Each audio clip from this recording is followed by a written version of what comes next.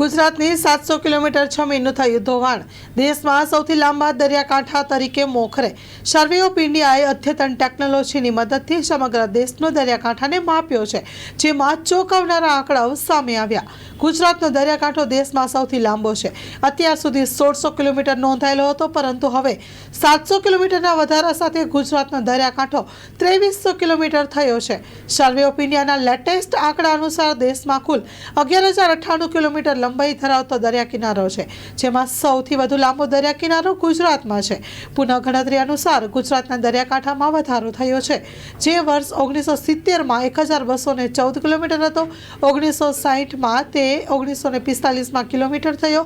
આમ ગુજરાતનો દરિયા કિનારો છેલ્લા 53 વર્ષમાં લગભગ બમણો થઈ ગયો છે.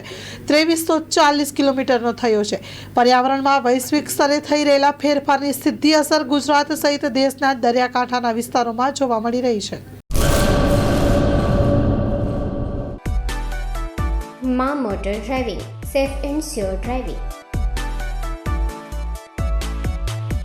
ડ્રાઇવિંગ એ શોખ સાથે આપની મોટી જવાબદારી પણ છે.